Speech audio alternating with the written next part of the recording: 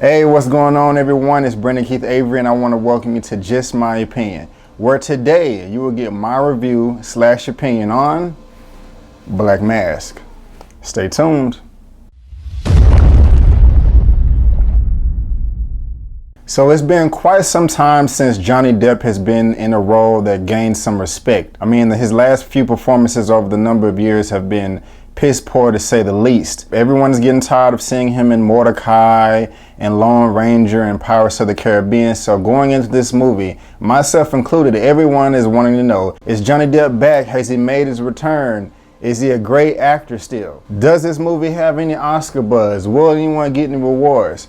Unfortunately, I can say yes to all those questions because yes, Johnny Depp is back and he is back to stay. Now, while everybody else may be jumping on the bandwagon saying that this is probably the best film that they've seen all year and it's going to win a whole bunch of awards and etc., I'm not ready to go that far yet. Yes, the movie is entertaining to say the least and the performances are great, but I wasn't too thrilled with the story. Now, going into this, I didn't know much about the story. All I knew is that it's called Black Mask, it's starring Johnny Depp, and it's about an alliance that he created in the 1970s and 80s with an old childhood friend that happens to be working with the FBI. And all I kept hearing is that he's the most infamous gangster in all of South Boston. He's extremely dangerous. He's extremely cold. He's just a cold-hearted killer that don't give a damn about nobody. And if you get in his way, he's gonna mess you up. And that part was in the film, but it was more told than shown. I mean, honestly, walking out of this film, I didn't get what I thought I would get out of it. Now, the performances in this film were spectacular, and those do deserve Oscar attention, especially going to Johnny Depp and Joel Edgerton, who were playing back and forth to this whole movie.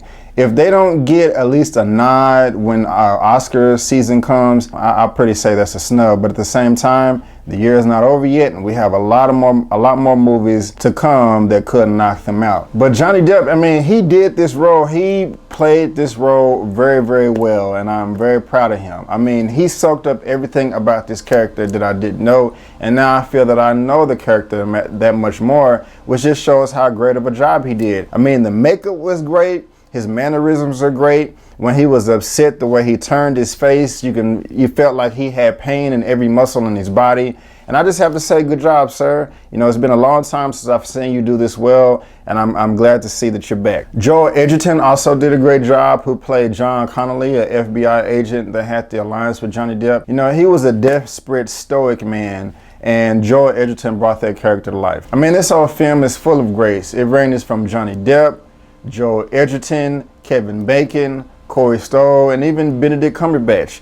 And Cumberbatch's role was small, but it still stood out. I mean, I'm not saying that this is hard, but that Boston accent that he had, he nailed that. He hit the nail on the head with that Boston accent, and I loved it. So like I said before, the portrayal of all the characters is spectacular, but unfortunately the overall story is not as great. Now, of course, this is a true story, but it still didn't grab me like the performances did. I mean, I did not get to see what I wanted to see. What frustrated me the most was everyone surrounding the main character, James Waddy Bulger, played by Johnny Depp, all they did was talk about how infamous he was, how notorious he was, how dangerous he was, how cold-hearted he was. And he was all these things, and you can tell through his performances, but they didn't show it to you. Every violent act that he did was either done by someone else or it was shown off screen.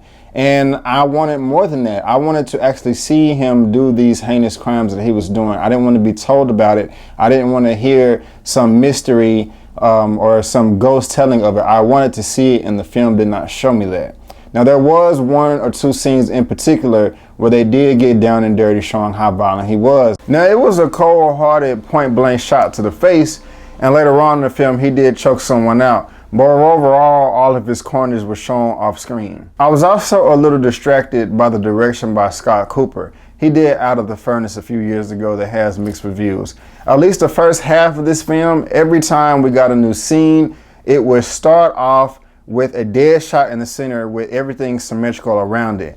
I mean, it didn't do anything to put you into the scene. It was hard to get a hold of. It was like the director was too afraid to take a leap and be creative or use his vision. I didn't like that at all, and it knocked me out. Now, overall, I thought the film was pretty good. I didn't care for the story as much or the way that it was told, but I was blown away by the performances. I think Johnny Depp did a phenomenal job, and I'm so glad to see that he's back on the top of the mountain as one of the greatest actors out there, because he is. I mean, he was doing so well back in the day, and then for like the past decade, he just started delivering everybody crap. But if he starts taking films like this more seriously, then he will always be remembered as one of the greats.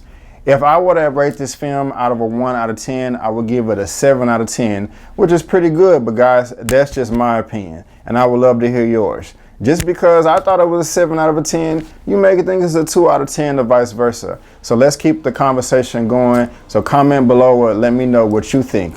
Also, please go ahead and give me that thumbs up. It will help me out a ton, and also subscribe to the YouTube channel. If you're on Facebook, you can find me at facebook.com/justmyopinion, or you can find me on Instagram and Twitter at justmyopinion84. So again, guys, my name is Brandon Keith Avery, and you've just heard my opinion, and I would love to hear yours. And before you go, again, don't forget that my name is Brandon Keith Avery, and that's just my opinion. Peace.